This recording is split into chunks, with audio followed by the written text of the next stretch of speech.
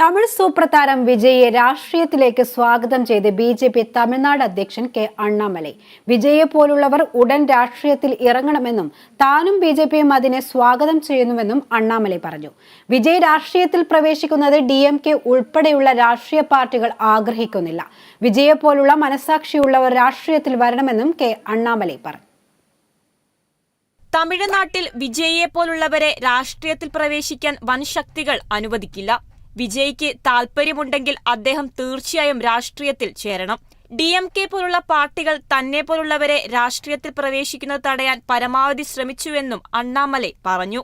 വോട്ടിനായി പണം വാങ്ങരുതെന്ന് മാതാപിതാക്കളോട് പറയാനുള്ള യുവാക്കളോടുള്ള വിജയിയുടെ ഉപദേശത്തെ ബി.ജെ.പി സ്വാഗതം ചെയ്യുന്നു. ഞങ്ങളും അതുതന്നെയാണ് പറഞ്ഞുകൊണ്ടിരിക്കുന്നത്.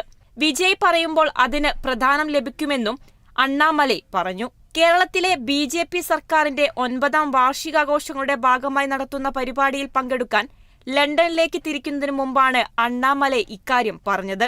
പിറന്നാളിനോടനുബന്ധിച്ച് കഴിഞ്ഞ ദിവസം വിജയ് ഉടൻ രാഷ്ട്രീയ പ്രവേശനം നടത്തുമെന്ന് സ്ഥിരീകരിച്ച് തമിഴ്നാട്ടിലുടനീളം പോസ്റ്ററുകൾ ഉയർന്നിരുന്നു. വിജയ്ക്ക് 49ാം പിറന്നാൾ ആശംസകൾ അർപ്പിച്ചുകൊണ്ടുള്ള പോസ്റ്റുകളിലാണ് രാഷ്ട്രീയ പ്രവേശനം നിറഞ്ഞിരിക്കുന്നത്.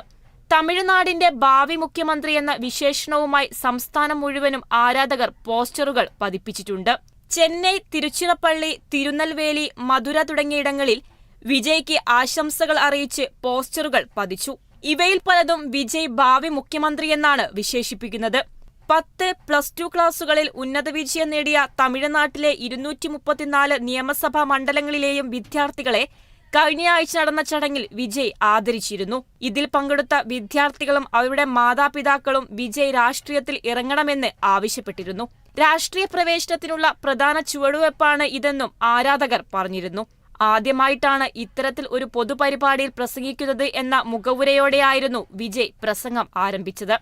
പൊതുവെ അന്തർമുഖനായ താരം പരോക്ഷമായിട്ടാണെങ്കിലും തന്റെ രാഷ്ട്രീയം വ്യക്തമാക്കുന്ന പ്രസംഗമാണ് നടത്തിയത്.